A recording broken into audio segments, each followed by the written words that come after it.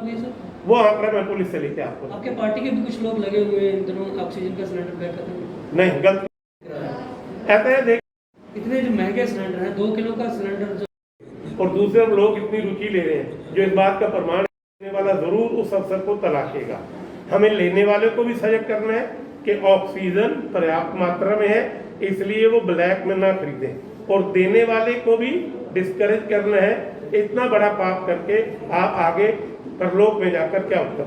तो सर इसके प्रति रुचि कम थी, जागरूकता कम थी। आप पत्रकार भाइयों के सहयोग से, टीवी चैनल्स के सहयोग से, कि ये कितनी लाभकारी है और कोरोना से बचने के लिए यही केवल मात्र एक उपाय है, आपने एडवर्टाइज किया और लोगों ने उसको स्वीकार किया।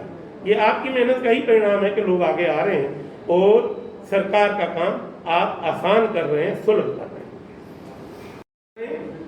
हम ऑक्सीजन कंसंट्रेटर ला रहे हैं और जरूरतमंदों को वो देंगे।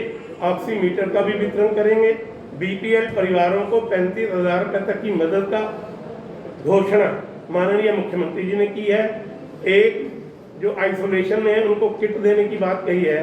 तो ये सारे इस बात को प्रमाणित करते हैं कि सरकार कितनी संवेदनशील है और भारतीय जनता पार्टी का कार्यकर्ता कितना सजग। मरीज को बचाने के लिए योजना बनाई गई है, ब्लैक मार्केटिंग को रोकने के लिए योजना बनाई गई है। सीधा इंजेक्शन का स्टॉक ड्रग इंस्पेक्टर के पास आता है, किसी भी प्राइवेट एजेंसी के पास नहीं जाता। और जो रिकमेंडेशन डॉक्टर के द्वारा की जाती है, हम सब अच्छी तरह से जानते हैं कि रेमडेसिविर का प्रयोग यदि पहले 7-8 दिन में हो जाएगा तो उसका लाभ रहेगा, उसके बाद होगा तो उसका लाभ नहीं रहेगा। इसलिए डॉक्टर जो ट्रीटमेंट कर रहा है वो व्हाट्सएप स्किंट में व्हाट्सएप जो है वो पहुंच जाता है और उसके ऊपर तुरंत कार्रवाई करते हुए वो इंजेक्शन जिसको आवश्यकता है दे दिया जाता है।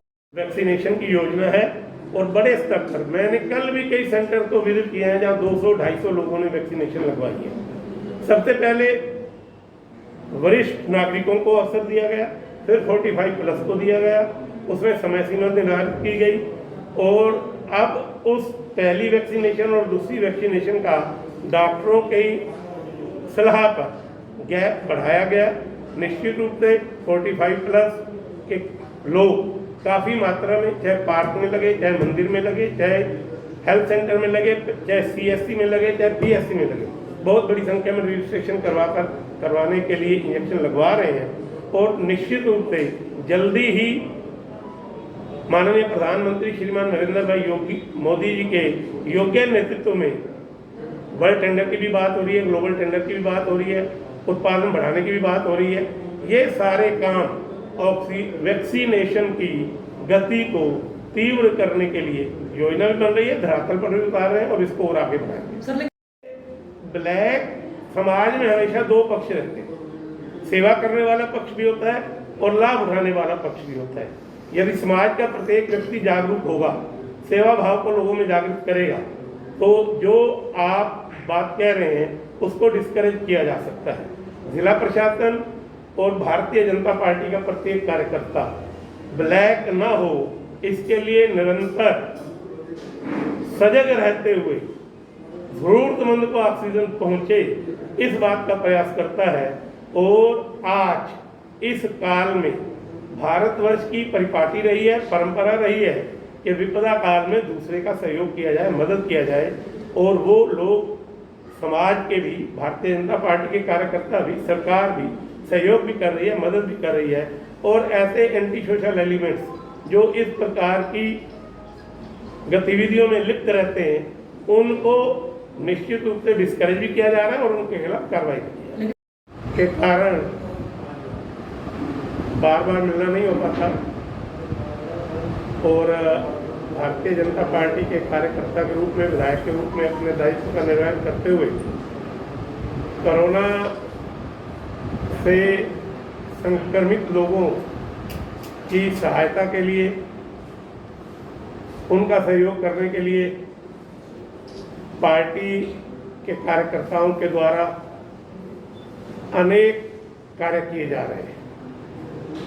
अभी आपके यहाँ आने से पहले प्रदेश अध्यक्ष श्रीमान ओम प्रकाश जी धनखड़ ने एक वर्चुअल मीटिंग ली है, क्योंकि जो नए प्रदेश प्रभारी नियुक्त हुए, मुझे भी अम्बाला जिले का प्रभारी बनाया गया है, तो उस नाते माननीय प्रदेश अध्यक्ष जी ने भी जो हमें निर्देश दिए हैं उसके अनुसार कोरोना के से पीड़ित संक्रमित हर व्यक्ति का सहयोग किया जाए, और वो सहयोग सरकार के द्वारा भी हो रहा है, समाज के द्वारा भी हो रहा है।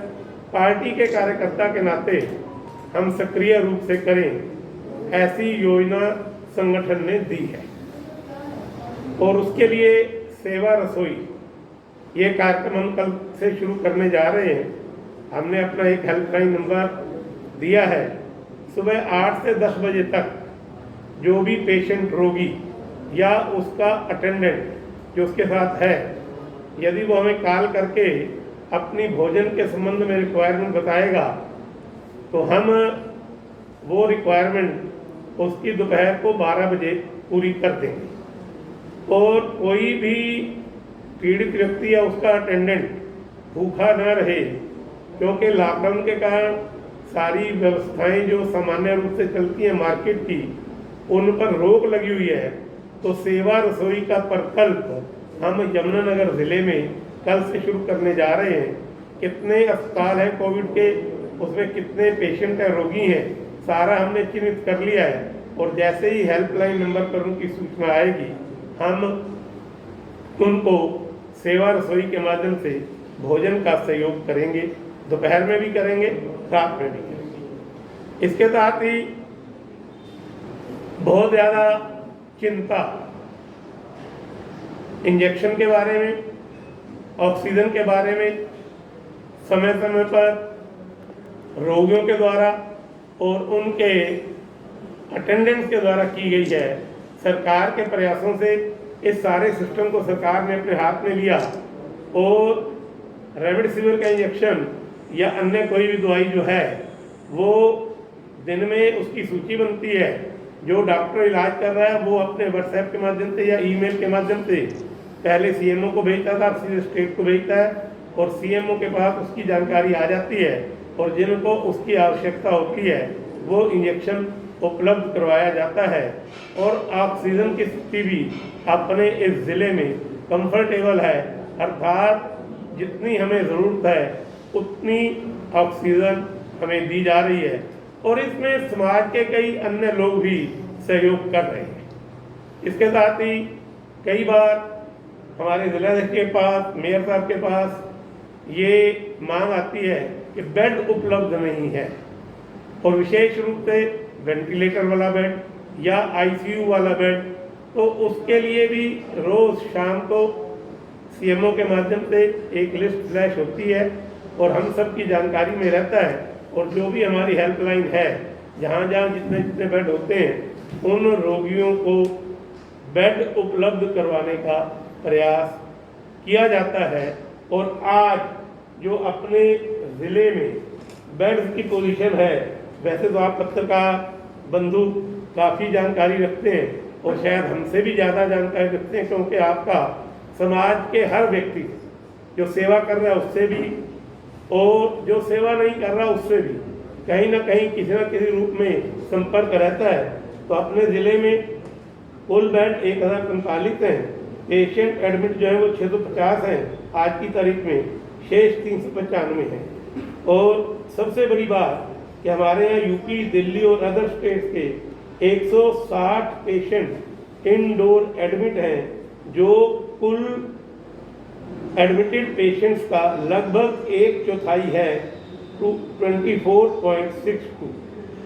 यमुनानगर के 490 रोगी एडमिट हैं, और नए केस 396 आए हैं, ठीक हुए 346, कुल एक्टिव केस 1976। इसके साथ ही हमारे यहाँ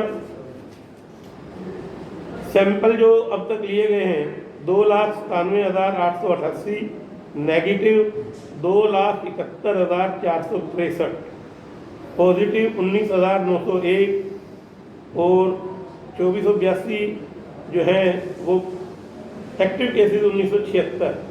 और हमारे यहाँ 291 ऐसे रोगी हैं जिनको कोविड के कारण अपना शरीर छोड़ना पड़ा।